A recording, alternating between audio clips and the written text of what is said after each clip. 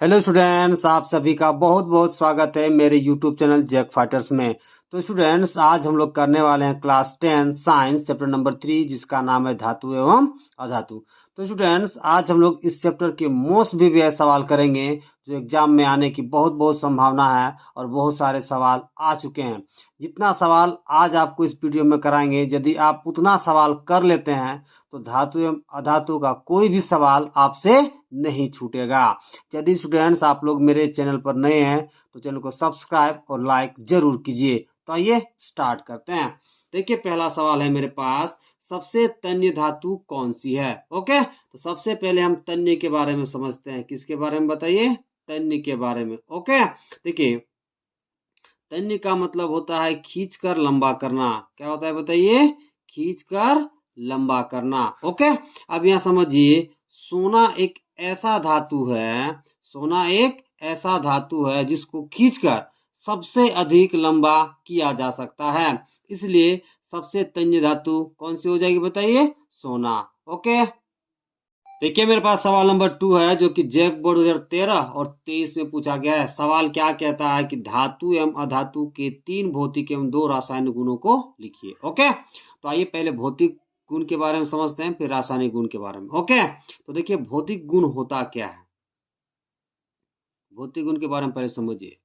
जब वस्तु का रंग बदल जाए, ओके, आकार बदल जाए या फिर अवस्था बदल जाए, ठीक है, तब उसे क्या कहा जाता है? भौतिक गुण। अब समझिए धातु और अधातु में क्या भौतिक अंतर है। ठीक है, धातु और अधातु में समझेंगे क्या भौतिक अंतर है। पहला अंतर समझिए, जो धातु होते हैं वो चमकदार होते हैं। ओके, अधातु में समझिए, अधातु चमकदार नहीं होती, चमकदार नहीं होती। बस अपवाद 2 है, एक आयोडीन चमकदार होता है और दूसरा ग्रेफाइट। ओके, बाद बाकी सारे अधातुएं चमकदार नहीं होती, बस आयोडीन और ग्रेफाइट चमकदार होता है। दूसरा अंतर समझिए कि जो धातुएं होती हैं वो आघातवर्धी होता है। क्या होता है बताइए? आघातवर्धी। अब आघातवर्धी का मतलब समझिए, जब धातु को पीट कर, है ना, पतले चादर के रूप में हम बदल देते हैं, उस गुण को क्या बोलते हैं? आघातवर्धी, है ना। अब इधर देखिए, अधातु जो होते हैं वो आघातवर्धी नहीं होते, है ना। अब अधातुओं को पीट कर पतले चादर के रूप में नहीं बदल पाएंगे। ओके, तीसरा अंतर समझिए, अधातुएं तन्य होती है। अब तन्य का मतलब क्या? धातु को खींचकर लंबा करते हैं ना, उस गुण को क्या कहते हैं? तन्य। ओके, अब इधर देखिए, जो अधातुएं होती है ना, वो तन्य नहीं होती। धातुओं अधातुओं को हम खींचकर लंबा नहीं कर पाएंगे। ओके, चौथा अंतर समझिए, जो धातु होता है ऊष्मा और विद्युत का सुचालक होता है। क्या होता है बताइए? सुचालक। अब सुचालक का मतलब क्या हो गया? जिससे विद्युत की धारा बह सके, वो क्या कहलाता है? सुचालक। चौथा अंतर समझिए, अधातु में जो अधातुएं होती हैं, ठीक है, विद्युत का क्या होता है बताइए? कुचालक। सिर्फ इसमें एक ग्रेफाइट है जो विद्युत का क्या होता है बताइए? सुचालक। ओके, अब देखिए पांचवा अंतर समझिए, धातुओं में सोनोरस का गुण होता है। कौन सा गुण होता है बताइए? सोनोरस। अब सोनोरस क्या होता है कि जब धातु को किसी भारी पदार्थ से टकराते हैं तो एक ध्वनि उत्पन्न होती है ना, उस गुण को क्या कहते हैं? सोनोरस। अधातुओं में सोनोरस का गुण नहीं पाया जाता। ओके, तो ये भौतिक अंतर देखते हैं। देखिए, जो धातुएं होती हैं वो चमकदार होती हैं, अधातुएं चमकदार नहीं होते हैं। बस अपवाद है, कौन कौन बताइए? आयोडीन और ग्रेफाइट। दूसरा अंतर समझिए, धातुएं आघातवर्ध एवं तन्य होती हैं, अधातुएं आघातवर्ध एवं तन्य नहीं होती, ये भंगुर होती है। तीसरा अंतर देखिए, धातुएं ऊष्मा एवं विद्युत की सुचालक होती है, अधातुएं ऊष्मा एवं विद्युत की कुचालक होती है। बस एक अपवाद है, कौन बताइए? ग्रेफाइट। ओके, ग्रेफाइट में केवल क्या होता है? विद्युत प्रवाहित होता है, बाद बाकी किसी में भी नहीं। पांचवा अंतर समझिए, धातुओं में सोनोरस का गुण होता है, ठीक है, अधातुओं में सोनोरस का गुण नहीं होता है। ओके, यहाँ पे अधातु है। ओके, आइए अब समझते हैं रासायनिक गुणों में अंतर के बारे में कि धातु और अधातु में रासायनिक गुणों में क्या अंतर है। ओके, तो देखिए, एक तरफ धातु ले लीजिए, ओके, दूसरा तरफ अधातु, है ना। हमने क्या ले लिया? एक तरफ धातु, दूसरी तरफ क्या ले लिया? अधातु। अब दोनों में रासायनिक गुणों में अंतर को पहले समझिए, ठीक है, फिर इसका आंसर देखते हैं। ठीक है, ताकि आपको समझने में क्या हो, आसानी हो। देखिए पहला बात, जो धातु होता है वो विद्युत धनात्मक होता है। क्या होता है बताइए? विद्युत धनात्मक। इसका मतलब क्या हो गया कि जो धातु होता है वो इलेक्ट्रॉन का त्याग करता है। क्या करता है बताइए? त्याग। और खुद के ऊपर कैसा चार्ज ग्रहण करता है? Positive charge. ओके। अधातु में देखिए, जो अधातु होते हैं वो विद्युत ऋणात्मक होता है। क्या होता है बताइए? विद्युत ऋणात्मक। इसका मतलब क्या हो गया कि जो अधातु होता है इलेक्ट्रॉन को ग्रहण करता है। क्या करता है? ग्रहण। और खुद के ऊपर कैसा चार्ज ग्रहण कर लेता है बताइए? Negative charge. ठीक है, तो ये पहला अंतर हो गया। दूसरा अंतर समझिए, जो धातु होता है, ठीक है, वो ऑक्सीजन के साथ अभिक्रिया करके, है ना, ऑक्सीजन के साथ अभिक्रिया करके क्षारीय धात्विक ऑक्साइड बनाता है। क्षारीय धात्विक क्या बनाता है बताइए? ऑक्साइड बनाता है। जैसे एग्जांपल ले लीजिए, है ना, मान लीजिए मैग्नीशियम, ओके, ऑक्सीजन से अभिक्रिया करके क्या बना दिया बताइए? Magnesium oxide. ठीक है, तो ये क्या है बताइए? क्षारीय धात्विक ऑक्साइड है। अब देखिए अधातु में, जो अधातु होता है, कौन होता है बताइए? अधातु ऑक्सीजन से अभिक्रिया करके, है ना, अधात्विक ऑक्साइड बनाता है। क्या बनाता है बताइए? अधात्विक ऑक्साइड बनाता है। एग्जाम्पल ले लीजिए, मान लीजिए सल्फर ऑक्सीजन के साथ अभिक्रिया कर रहा है और क्या बना दे रहा है बताइए? SO2। तो ये दो अंतर हो गए। सवाल में हमसे दो ही अंतर पूछा था, तो इसका आंसर देखते हैं। देखिए रासायनिक गुण में पहला अंतर है कि धातुएं विद्युत धनात्मक होती है। जैसे एग्जाम्पल, है ना, सोडियम के ऊपर +1 चार्ज, है ना, मैग्नीशियम के ऊपर +2 चार्ज। अधातुएं विद्युत ऋणात्मक होती है। जैसे ऑक्सीजन के ऊपर देखिए -2 नेगेटिव में चार्ज है, Cl के ऊपर -1 चार्ज है नेगेटिव में। ओके, तो ये पहला अंतर हो गया।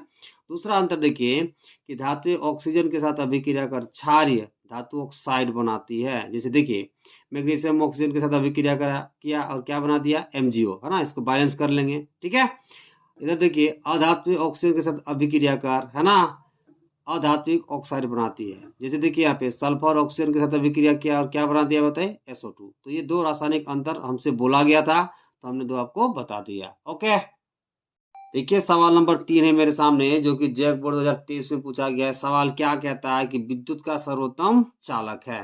तो सर्वोत्तम चालक का पहले मतलब समझ लीजिए क्या होता है। कि सर्वोत्तम चालक का मतलब ये होता है कि जो विद्युत का सबसे बढ़िया चालन करेगा उसको क्या बोलते हैं? सर्वोत्तम चालक। देखिए हम आपको यहाँ घटते क्रम में लिख दिए हैं ताकि आपको याद रहे कि मान लीजिए सर्वोत्तम ना पूछे, दूसरा वाला पूछे, तो आप आसानी से लिख पाए। तो देखिए विद्युत का सर्वोत्तम चालक कौन होता है बताइए? सबसे बढ़िया होता है चांदी। उसके बाद कौन होता है? तांबा।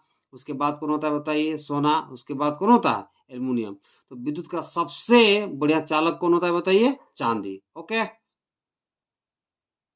देखिए सवाल नंबर 4 है मेरे सामने, जो कि जैक बोर्ड 2023 में पूछा गया है। सवाल क्या है कि गंधक क्या है। तो देखिए गंधक सल्फर का ही दूसरा नाम है। मतलब सल्फर को हम क्या बोलते हैं? गंधक भी बोलते हैं। ठीक है, तो गंधक सल्फर एक क्या है बताइए? अधातु है।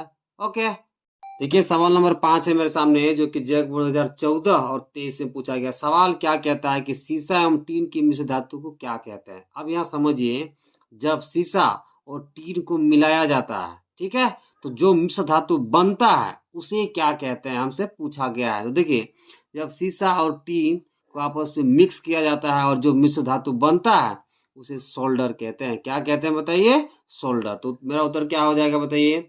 सीसा एवं टीन की मिश्र धातु को क्या कहते हैं? सोल्डर कहते हैं। ओके, देखिए सवाल नंबर 6 है मेरे सामने, जो कि जैक बोर्ड 2018, 20 और 22 में पूछा गया। सवाल क्या कहता है कि एक धातु एवं एक अधातु का उदाहरण दीजिए जो द्रव अवस्था में रहता है। हमें एक एक उदाहरण देना है, एक धातु का और एक अधातु का, जो किस रूप में रहता है बताइए? द्रव के रूप में। तो देखिए धातु में पारा द्रव के रूप में रहता है और अधातु में ब्रोमीन द्रव के रूप में रहता है। ओके, तो मेरा इसका करेक्ट उत्तर क्या हो जाएगा बताइए? धातु में कौन द्रव रूप में रहता है? पारा। और धातु में कौन रहता है बताइए? ब्रोमीन। ओके, देखिए सवाल नंबर 7 है मेरे सामने, जो कि जैक बोर्ड 2011, 19 और 22 में पूछा गया है ना। ये मोस्ट प्रीवियस सवाल है। सवाल क्या कहता है जरा ध्यान से देखिए। उभयधर्मी ऑक्साइड क्या है? ओके, तो सबसे पहले उभयधर्मी ऑक्साइड के बारे में हम समझते हैं, फिर इसका परिभाषा देखेंगे। देखिए जरा ध्यान से, जब धात्विक ऑक्साइड, कौन बताइए? धात्विक ऑक्साइड, है ना, अम्ल और क्षार दोनों के साथ अभिक्रिया करेगा। किसके साथ बताइए? अम्ल और क्षार दोनों के साथ। और हमें क्या देगा बताइए? लवण और क्या देगा? जल। तो देखिए, जब धात्विक ऑक्साइड अम्ल और क्षार दोनों के साथ अभिक्रिया करेगा और हमें क्या देगा बताइए? लवण और जल, ऐसी अभिक्रिया को क्या कहते हैं? उभयधर्मी ऑक्साइड कहते हैं। आइए एग्जाम्पल देते हैं। ओके, देखिए Al2O3 हमने ले लिया धात्विक ऑक्साइड, एक अम्ल लेते हैं HCl। तो जब धात्विक ऑक्साइड अम्ल के साथ अभिक्रिया करेगा तो हमें क्या देगा? लवण। तो यहाँ क्या मिलेगा बताइए?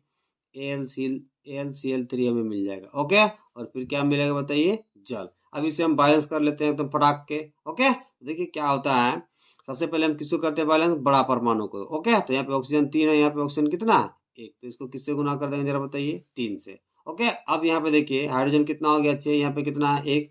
तो इसको किससे गुना कर देंगे? 6 से। ओके, अब यहाँ पे देखिए Cl कितना हो गया? 6। यहाँ पे कितना है? 3। तो इसको किससे गुना कर देंगे? 2 से। अब गिन के देखते हैं। देखिए हार्मोनियम 2, इधर इधर कितना? 2, बराबर हो गया। ऑक्सीजन 3, ऑक्सीजन 3 बराबर हो गया। ठीक है, हाइड्रोजन 6, हाइड्रोजन 6 बराबर हो गया। Chlorine 6, chlorine 6। ओके, अब देखिए हमने आपको बता दिया कि धात्विक ऑक्साइड की अभिक्रिया किसके साथ? अम्ल के साथ। अब बताते हैं आपको क्षार के साथ। देखिए धात्विक ऑक्साइड हमने ले लिया Al2O3। ओके, अब क्षार लेते हैं NaOH। ओके, तो जब धात्विक ऑक्साइड इस क्षार के साथ अभिक्रिया करता है तो हमें क्या मिलता है बताइए? NaAlO2 प्लस क्या मिलता है बताइए? जल। ओके, अब इसे भी बैलेंस कर लेते हैं जरा, देखिए है ना, इसे भी बैलेंस करते हैं एकदम तुरंत। तो यहाँ पे देखिए जरा गौर से, यहाँ पे ऑक्सीजन कितना है? 4। इधर कितना है बताइए? 3। तो हम क्या करते हैं? इसको 2 से गुना कर देते हैं। किससे गुना कर देते हैं बताइए? 2 से। अब यहाँ पे देखिए है ना, सोडियम कितना हो गया? 2। इधर कितना है? 1। अब गिन के जरा देखते हैं। देखिए अल्मुनियम 2, अल्मुनियम 2। ओके, ऑक्सीजन 3 2 5, 2 दूना 4 है, कितना हो गया? 5। ओके, अब यहाँ पे देखिए हाइड्रोजन कितना हो गया? 2। तो यहाँ भी 2, सब बराबर हो गया। अब देखिए इसका परिभाषा। ओके, परिभाषा क्या कहता है जरा ध्यान दीजिए कि ऐसे धातु ऑक्साइड जो अम्ल तथा क्षारक दोनों से अभिक्रिया करके लवण एवं जल प्रदान करते हैं क्या कहलाते हैं बताइए? उभयधर्मी ऑक्साइड कहलाते हैं। ओके, आप इस एग्जाम्पल को लिख लेंगे। ओके, देखिए मेरे सामने सवाल नंबर 8 है जो कि जेक बोर्ड 2020 में पूछा गया है। ओके, सवाल क्या कहता है कि इलेक्ट्रॉन के हस्तांतरण के द्वारा एमजीओ का निर्माण दर्शाइए। ओके, तो आइए हम दर्शाते हैं इलेक्ट्रॉन के हस्तांतरण द्वारा किसका निर्माण? एमजीओ का। ओके, सबसे पहले यहाँ ध्यान से समझिएगा। ओके, देखिए मैग्नीशियम की परमाणु संख्या कितनी होती है बताइए? 12। तो इसको हम इलेक्ट्रॉन विन्यास के रूप में इस रूप में लिखेंगे 2 8 और कितना लिखेंगे बताइए? 2। अब यहाँ पे देखिए इसके बाहरी कोश में कितने इलेक्ट्रॉन है बताइए? 2। तो कोई भी तत्व अपने अस्थायित्व को हासिल करने के लिए मतलब खुद स्टेबिलिटी में जाने के लिए अंतिम कक्ष में या कोश में कितने इलेक्ट्रॉन चाहता है बताइए? 2 इलेक्ट्रॉन। तो ये मैग्नीशियम क्या करेगा कि 2 इलेक्ट्रॉन को दान कर देगा और अपने अंतिम कोश में कितना इलेक्ट्रॉन को ग्रहण कर लेगा बताइए? 8। तो ये क्या करता है मैग्नीशियम? 2 इलेक्ट्रॉन को दान कर देता है। ठीक है, अब 2 इलेक्ट्रॉन को दान करने के बाद इसके ऊपर कितना चार्ज आ जाएगा बताइए? +2 चार्ज। और इसने कितना इलेक्ट्रॉन को दान कर दिया बताइए? 2 इलेक्ट्रॉन को। ओके, तो देखिए यहाँ पे मैग्नीशियम की परमाणु संख्या कितनी होती है? 12। तो इसको हम इलेक्ट्रॉनिक विन्यास के रूप में इस रूप में लिखेंगे 2 8 2।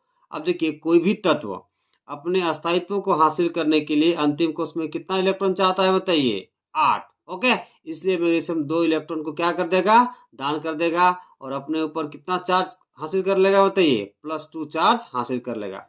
अब देखिए ऑक्सीजन का, देखिए ऑक्सीजन की परमाणु संख्या कितनी होती है बताइए? 6।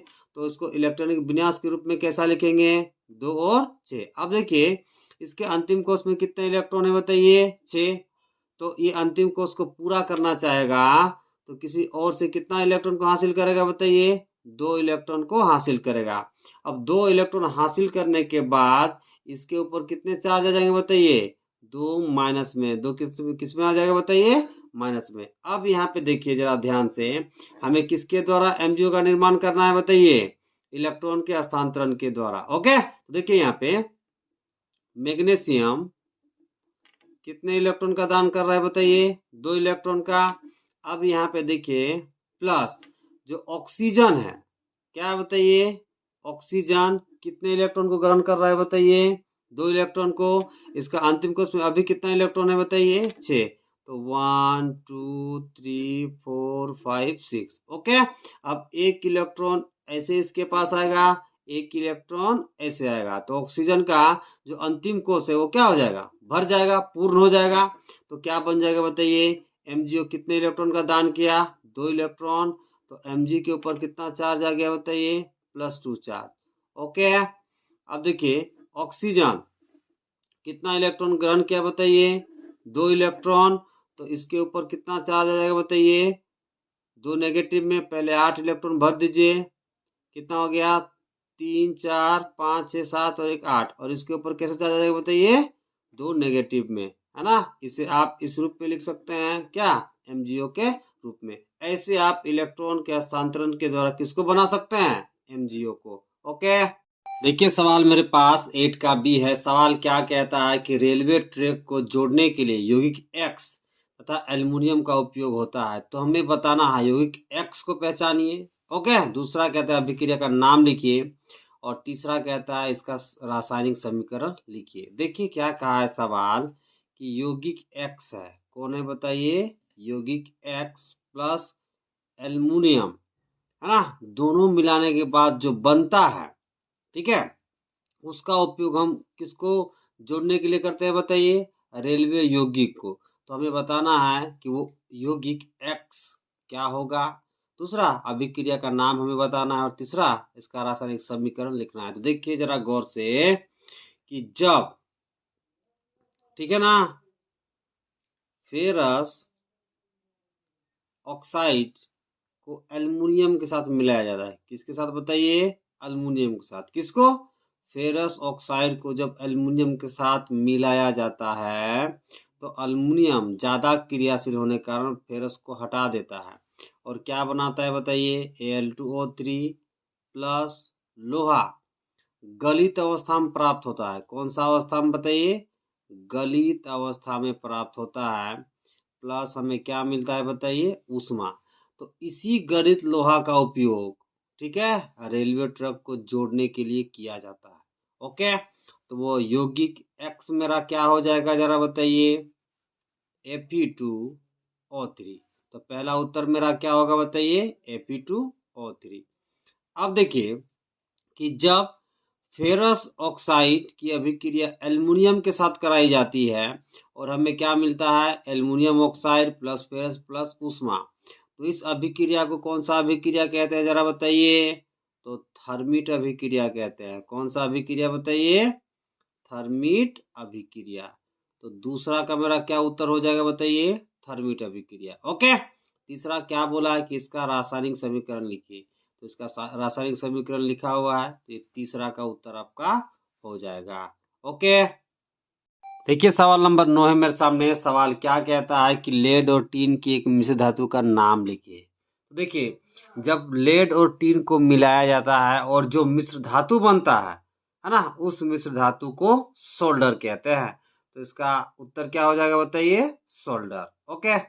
देखिए सवाल नंबर 10 है मेरे सामने जो कि जैक बोर्ड 2018 में पूछा गया। सवाल क्या कहता है कि कारण बताइए कि धातु क्यों विद्युत धारा का संचालन करती है। तो यहाँ समझिए धातु में विद्युत धारा का संचालन होता है क्योंकि इनमें क्या होते हैं बताइए? मुक्त इलेक्ट्रॉन। क्या होते हैं? मुक्त इलेक्ट्रॉन। और यही इलेक्ट्रॉन धातुओं में विद्युत धारा संचालन होने की क्या देते हैं? अनुमति। ओके। देखिए क्या लिखा हुआ है कि धातु विद्युत धारा का संचालन करती है क्योंकि इनमें मुक्त इलेक्ट्रॉन होते हैं। ये मुक्त इलेक्ट्रॉन ही धातुओं में विद्युत धारा संचालन की क्या अनुमति देते हैं। ओके। देखिए सवाल नंबर 11 क्या कहता है कि सौर पैनल में किस धातु का उपयोग किया जाता है। यह सवाल पूछा गया 2018 में। ओके। तो देखिए जो सौर पैनल है उसमें उपयोग किया जाता है सिलिकॉन का। ओके।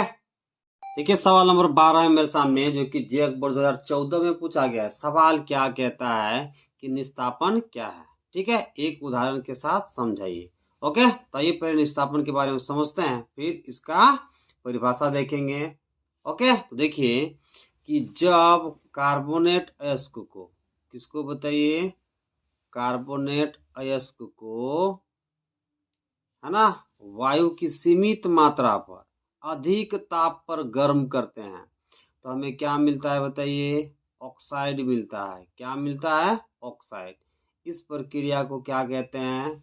निस्तापन कहते हैं। ओके, आइए एग्जाम्पल आपको बताते हैं। देखिए, मान लीजिए मेरे पास कार्बोनेट अयस्क है, जिंक कार्बोनेट। इसको वायु की सीमित मात्रा में अधिक ताप पर जब गर्म किया जाता है तो हमें क्या मिलता है बताइए? जिंक ऑक्साइड प्लस क्या मिलता है? CO2। देखिए मेरे पास क्या था बताइए? कार्बोनेट अयस्क। इसको वायु की सीमित मात्रा में अधिक ताप पर क्या किए? गर्म। तो हमें क्या मिल गया? ऑक्साइड। क्या मिल गया? ऑक्साइड, यानी कि जिंक ऑक्साइड मिल गया। तो इस प्रक्रिया को क्या कहते हैं? निस्तापन कहते हैं। ओके, तो इसका परिभाषा देखते हैं। देखिए क्या लिखा हुआ है कि कार्बोनेट अयस्क को सीमित वायु में अधिक ताप पर गर्म करने से यह ऑक्साइड में परिवर्तित हो जाता है। इस प्रक्रिया को निस्तापन कहते हैं। ठीक है, देखिए जिंक कार्बोनेट क्या हो गया? कार्बोनेट अयस्क। इसको वायु की सीमित मात्रा पर हम क्या कर रहे हैं? गर्म कर रहे हैं। तो हमें क्या मिल रहा है? जिंक ऑक्साइड, यानी कि ऑक्साइड मिल रहा है। और क्या? Carbon dioxide. तो इस प्रक्रिया को क्या कहेंगे बताइए? निस्तापन कहेंगे। ओके, सवाल नंबर 13 मेरे सामने। क्या कहता है सवाल कि तांबे एवं जस्ते के मिश्र धातु को क्या कहते हैं? ये सवाल 2011 में पूछा गया है। अब देखिए, जब तांबा और जस्ता को मिलाते हैं और जो मिश्र धातु बनता है उस मिश्र धातु को क्या कहा जाता है बताइए? पीतल कहा जाता है। ओके, सवाल नंबर 14 है मेरे सामने, जो कि जेक बोर्ड 2016 में पूछा गया है। सवाल क्या कहता है कि खनिज एवं अयस्क में दो अंतर बताइए। ओके, तो ये अंतर समझते हैं। देखिए, खनिज किसको बोलेंगे? कि भूपर पट्टी में प्राकृतिक रूप से पाए जाने वाले तत्वों या यौगिकों को क्या कहते हैं? खनिज। मतलब भूपर पट्टी में जो भी हमें प्राकृतिक रूप से क्या मिलेगा? तत्व या यौगिक मिलेगा, उसको क्या बोलेंगे? खनिज। अब अयस्क देखिए, वे खनिज जिनसे धातुएं आसानी से तथा कम खर्च में प्राप्त की जा सकती है उसको क्या बोलते हैं? अयस्क। मतलब वैसा खनिज जिससे धातु हमको क्या मिले? आसानी से और कम खर्च में, उसको क्या बोलेंगे? अयस्क। दूसरा अंतर देखिए, है ना, यहाँ पे देखिए खनिज में कि सभी खनिजों से धातु का निष्कर्षण नहीं हो सकता। मतलब जितने भी खनिज है सबसे हम धातु का निष्कर्षण नहीं कर सकते हैं। ओके, अयस्क में देखिए सभी अयस्कों से धातु का निष्कर्षण हो सकता है। जितना भी अयस्क होगा हम सबसे किसका निष्कर्षण कर सकते हैं बताइए? धातु का। ओके, देखिए सवाल नंबर 15 है मेरे सामने। सवाल क्या कहता है कि आघात वर्धनीयता क्या है? उदाहरण द्वारा समझाइए। ये सवाल 2016 में पूछा गया है। तो देखिए, जब किसी धातु को पीट कर हम पतली चादर में बदल देते हैं, ठीक है, तो धातु के इस गुण को क्या कहते हैं? आघात वर्धनीयता। ओके, देखिए क्या लिखा हुआ है कि धातुओं को पीटकर पतली चादरें बनाई जा सकती है। धातुओं के इस गुणधर्म को आघात वर्धनीयता कहते हैं। जैसे एग्जांपल में क्या है बताइए? लोहा। ओके, देखिए सवाल नंबर 16 है मेरे सामने। क्या कहता है कि इस्पात में कौन सी अधातु उपस्थित रहती है? ये सवाल पूछा गया है जेक बोर्ड 2016 में, है ना। यहाँ पे थोड़ा मिसप्रिंट है, यहाँ पे अधातु है। ओके, तो देखिए यहाँ पे इस्पात में कौन सी धातु पाई जाती है बताइए? कार्बन, है ना। तो इस प्रश्न का सही उत्तर क्या हो जाएगा? कार्बन। ओके, देखिए सवाल नंबर 17 है मेरे पास, जो कि जेक बोर्ड 2015 में पूछा गया है। सवाल क्या कहता है कि थर्मिट अभिक्रिया क्या है? पहला, इसका रासायनिक समीकरण हमें बताना है। दूसरा, एक उपयोग बताना है। ओके, तो यहाँ पे ध्यान दीजिए, जब आयरन थर्ड ऑक्साइड, यानी कि इसका दूसरा नाम और क्या कह सकते हैं बताइए? फेरस ऑक्साइड की अभिक्रिया एल्युमिनियम के साथ कराई जाती है तो हमें क्या मिलता है बताइए? Aluminium oxide. फिर क्या मिलता है? लोहा गलित अवस्था में। फिर क्या मिलता है? अत्यधिक मात्रा में क्या बताइए? ऊष्मा। ठीक है, तो जब आयरन थर्ड ऑक्साइड या फिर फेरस ऑक्साइड की अभिक्रिया एल्युमिनियम के साथ कराते हैं तो हमें क्या बताइए? लोहा गलित अवस्था में मिलता है। और हमें क्या मिलता है? Aluminium oxide. और अत्यधिक मात्रा में क्या मिलता है? ऊष्मा। ऐसी अभिक्रिया को क्या कहते हैं बताइए? ऊष्माक्षेपी अभिक्रिया। ओके, अब देखिए पहला सवाल हमें क्या बोला गया था? रासायनिक समीकरण लिखे। तो रासायनिक समीकरण ये रहा। ओके, अब इसे हम बैलेंस कर लेंगे। जरा देखिए यहाँ पे सबसे बड़ा परमाणु को सबसे पहले बैलेंस करते हैं। देखिए यहाँ पे ऑक्सीजन कितना है 3, यहाँ पर भी 3 है, ये बैलेंस है। फेरस यहाँ 2 है, इधर कितना है बताइए 1, तो इसको किससे गुना कर देंगे 2 से। अब देखिए एल्युमिनियम यहाँ कितना है 2, इधर कितना है 1, तो इसको किससे गुना कर लेंगे 2 से। तो रासायनिक समीकरण ये हो गया। ओके, अब इसका उपयोग हमें बताना है। देखिए इसका पहला उपयोग आपको बताते हैं, जो रेलवे ट्रैक है उसमें जोड़ने में उपयोग किया जाता है इस अभिक्रिया का। मतलब रेलवे ट्रैकों को जोड़ने में किस अभिक्रिया का उपयोग करते हैं बताइए, थर्मिट का। ओके, उसके बाद दूसरा उपयोग देखिए, जो मशीनी पुर्जों में दरार आ जाती है उसको भी जोड़ने में किसका यूज किया जाता है बताइए, थर्मिट अभिक्रिया का। ओके, तो ये इसका परिभाषा और रासायनिक समीकरण और उपयोग देखते हैं। ओके, देखिए क्या कहता है कि आयरन थर्ड ऑक्साइड यानी कि Fe2O3 के साथ एल्युमिनियम की अभिक्रिया अत्यधिक उष्माक्षेपी होती है। इसमें उत्सर्जित उष्मा की मात्रा इतनी अधिक होती है कि धातु लोहा है ना गलित अवस्था में प्राप्त होता है। इस अभिक्रिया को थर्मिट अभिक्रिया कहते हैं। ठीक है, तो इस अभिक्रिया के लिए रासायनिक समीकरण ये रहा। ओके, यहाँ पे बैलेंस किया हुआ है। दूसरा हमें इसका उपयोग बताना है। देखिए तो उपयोग क्या है कि रेलवे ट्रैकों को जोड़ने में पहला उपयोग, दूसरा मशीनी पुर्जों की दरारों को जोड़ने में। ओके, देखिए सवाल नंबर 18 मेरे सामने सवाल क्या कहता है कि भर्जन क्या है, एक उदाहरण दीजिए। ओके, तो सबसे पहले भर्जन के बारे में समझते हैं। देखिए क्या होता है कि जब सल्फाइड अयस्क को, यानी कि यहाँ पे किसको लिया गया है बताइए, जिंक सल्फाइड को, है ना, ऑक्सीजन की उपस्थिति में अधिक ताप पर गर्म करते हैं तो हमें क्या मिलता है बताइए, ऑक्साइड। यानी कि यहाँ क्या मिलेगा, जिंक ऑक्साइड। कैसे मिलेगा, जिंक और ऑक्सीजन अभिक्रिया करके क्या बना देगा, जिंक ऑक्साइड। तो हमें क्या मिल गया, ऑक्साइड। साथ में हमें क्या मिल जाएगा बताइए, सल्फर ऑक्सीजन अभिक्रिया करेगा तो क्या मिलेगा, SO2। ठीक है, तो देखिए जरा फिर से बता रहे हैं कि जब सल्फाइड अयस्क ऑक्सीजन की उपस्थिति में अधिक ताप पर गर्म करने पर हमें क्या मिलता है बताइए, ऑक्साइड। तो ऐसी प्रक्रिया को क्या कहते हैं बताइए, भर्जन कहते हैं। आइए देखते हैं इसका परिभाषा। ओके, क्या कह रहा है कि सल्फाइड अयस्क को ऑक्सीजन की उपस्थिति में अधिक ताप पर गर्म करने पर यह ऑक्साइड में परिवर्तित हो जाता है। इस प्रक्रिया को क्या कहते हैं बताइए, तो भर्जन कहते हैं। देखिए एग्जाम्पल, यहाँ सल्फाइड अयस्क किसको लिया गया है बताइए, जिंक सल्फाइड। इसे अभिक्रिया कराया जा रहा है ऑक्सीजन की उपस्थिति में, है ना, गर्म कर रहे हैं तो हमें क्या मिल रहा है, जिंक ऑक्साइड यानी कि ऑक्साइड मिल रहा है, और साथ में क्या मिल रहा है, सल्फर डाइऑक्साइड। यहाँ बैलेंस किया हुआ है। ओके, तो ऐसी अभिक्रिया को क्या कहेंगे, भर्जन। देखिए सवाल नंबर 19 मेरे सामने सवाल क्या कहता है कि एनोडीकरण क्या है। ओके, तो ये सबसे पहले एनोडीकरण के बारे में समझते हैं। देखिए क्या होता है कि जब एल्युमिनियम पर, है ना, उसके चारों ओर हम ऑक्साइड की मोटी परत बना देते हैं। क्या बोले कि जब एल्युमिनियम पर उसके चारों ओर हम ऑक्साइड की मोटी परत बना देते हैं तो उस प्रक्रिया को क्या कहते हैं बताइए, एनोडीकरण। या फिर हम ऐसे भी बोल सकते हैं कि जब एल्युमिनियम पर ऑक्साइड की मोटी परत हम चढ़ा देते हैं उस प्रक्रिया को क्या कहते हैं बताइए, एनोडीकरण। ओके, और देखिए कि जब एल्युमिनियम वायु के संपर्क में आता है तो इसके ऊपर ऑक्साइड की पतली परत का क्या होता है, निर्माण।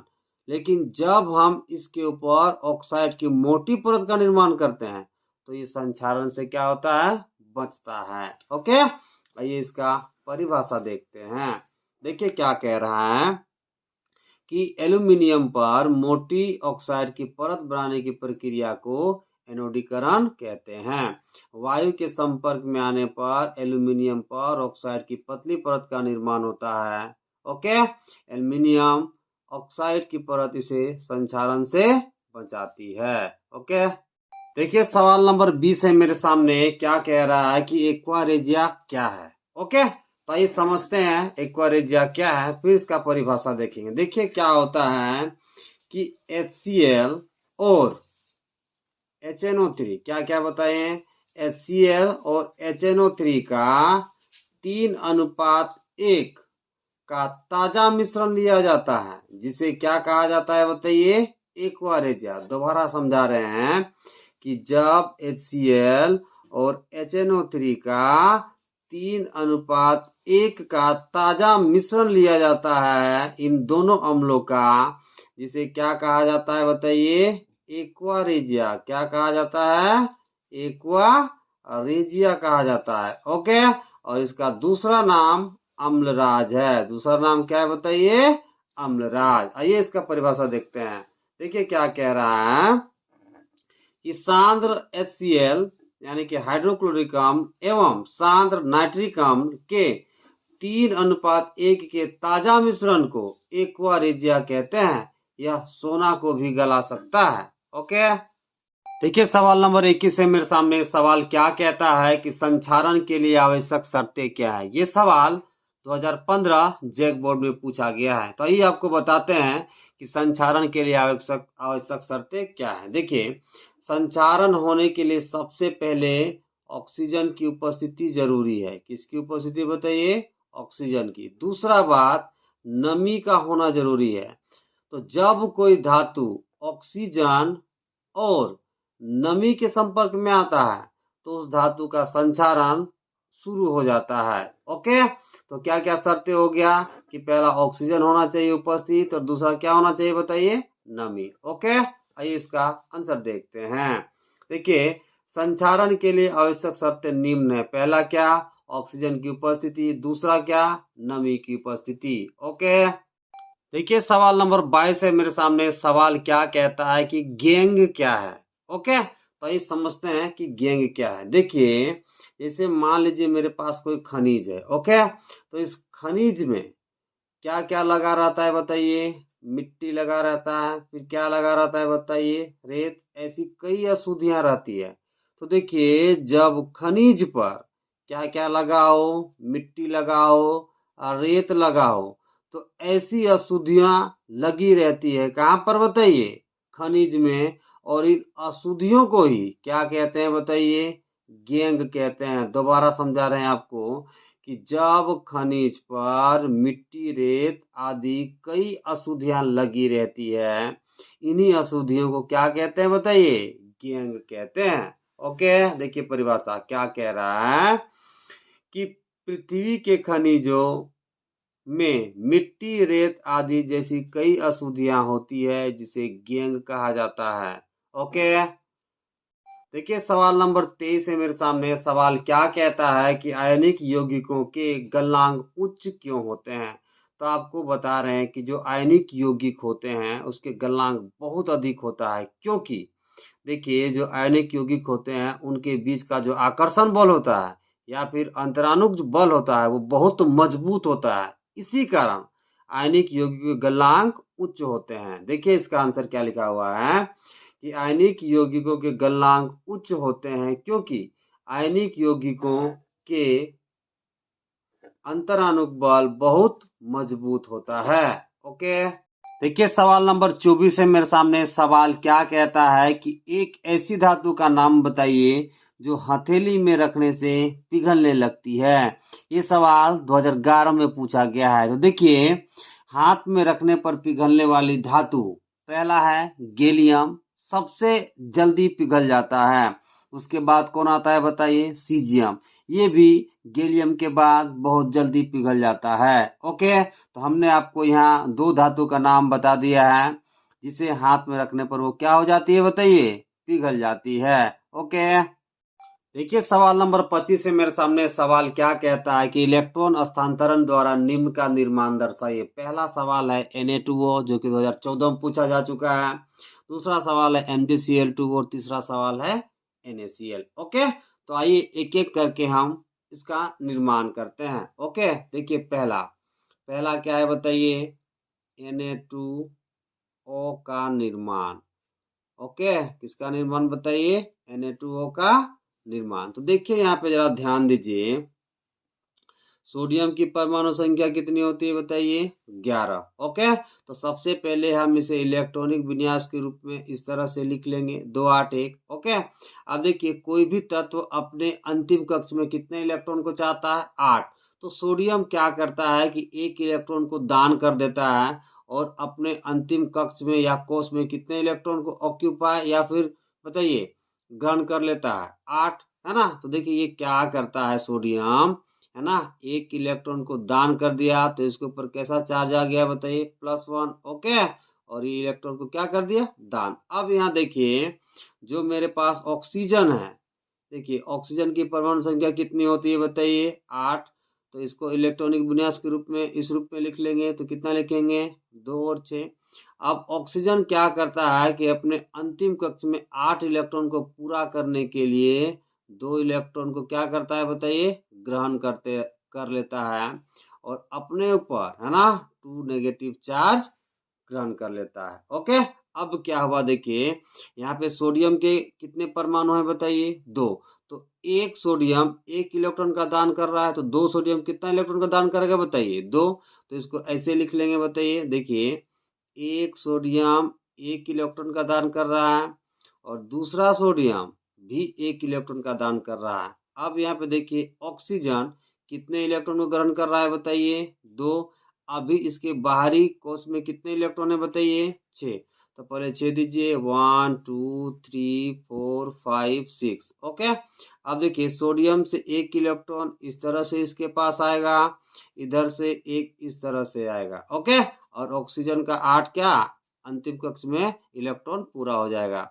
तो क्या बन जाएगा बताइए, सोडियम एक इलेक्ट्रॉन का दान किया तो इसके ऊपर क्या एक पॉजिटिव चार्ज आ गया। ओके, अब ऑक्सीजन 2 इलेक्ट्रॉन को ग्रहण किया और कितना पूरा कर लिया 8। ओके, तो पहले 8 इलेक्ट्रॉन को दे देते हैं। ओके, यहाँ पे कितना हो गया ऑक्सीजन के ऊपर 8 इलेक्ट्रॉन और कितना इलेक्ट्रॉन को ग्रहण किया बताइए 2, इसलिए उसके ऊपर क्या आ गया बताइए 2 नेगेटिव चार्ज। ओके, अब आइए दूसरा करते हैं। दूसरा क्या है बताइए MgCl2। क्या है बताइए MgCl2। ओके, तो देखिए यहाँ पे मैग्नीशियम की परमाणु संख्या कितनी बताइए 12।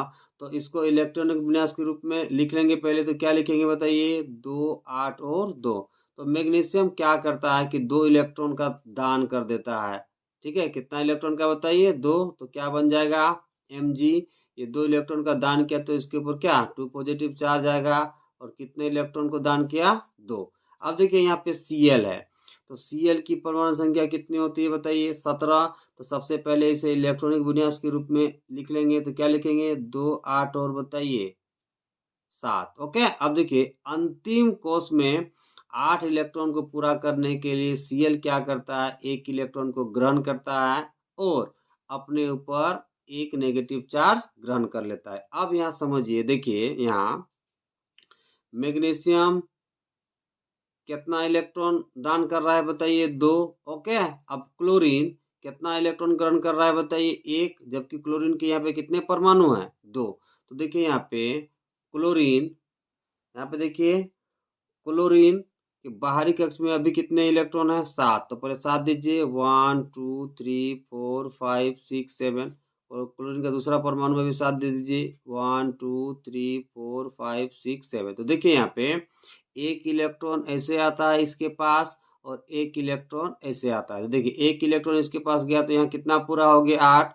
इधर से एक आया इसके पास तो यहाँ भी कितना पूरा हो गया बताइए 8। तो ये क्या बन जाएगा जरा देखिए, Mg कितना इलेक्ट्रॉन का दान किया 2, इसलिए उसके ऊपर कितना चार्ज आ गया बताइए +2 चार्ज। ओके, अब देखिए क्लोरीन कितना इलेक्ट्रॉन को ग्रहण किया 1 और अपना कितना पूरा कर लिया 8 अंतिम कोष में। देखिए पहले इसे 8 दे दीजिए 1 2 3 4 5 6 7 8 और कितना इलेक्ट्रॉन को ग्रहण किया बताइए 1, इसलिए इसके ऊपर बताइए क्या आ गया 1 नेगेटिव चार्ज। ओके, अब देखिए करते हैं तीसरा वाला। तीसरा मेरे पास क्या है बताइए NaCl। क्या है बताइए NaCl का निर्माण। ओके, तो ये इसे करते हैं। देखिए यहाँ जरा गौर से, है ना, देखिए सोडियम की परमाणु संख्या कितनी होती है 11। तो उसको हम क्या इलेक्ट्रॉनिक विन्यास के रूप में इस रूप में लिख लेंगे। तो देखिए यहाँ पे सोडियम क्या करता है कि एक इलेक्ट्रॉन को दान करके, है ना, खुद के ऊपर +1 चार्ज ग्रहण कर लेता है। और कितने इलेक्ट्रॉन का दान किया बताइए? एक। अब देखिए कौन बचा बताइए? क्लोरीन। अब देखिए क्लोरीन की परमाणु संख्या कितनी होती है? 17।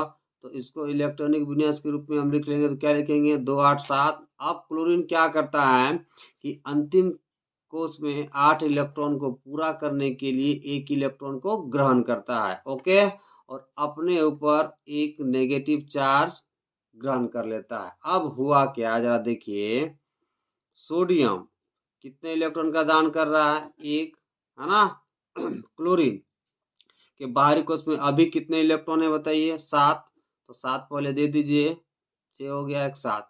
अब देखिए यहाँ पे ये 1 इलेक्ट्रॉन का दान कर रहा है और क्लोरीन 1 इलेक्ट्रॉन को ग्रहण कर रहा है। तो सोडियम के ऊपर जो एक्स्ट्रा इलेक्ट्रॉन है एक, वो किसके ऊपर चला जाएगा बताइए? क्लोरीन के ऊपर, और क्लोरीन का अंतिम कोष पूरा हो जाएगा। ठीक है, इस तरह से क्या बन जाएगा बताइए? सोडियम 1 इलेक्ट्रॉन का दान किया, इसलिए इसके ऊपर कैसा चार्ज आ गया? +1।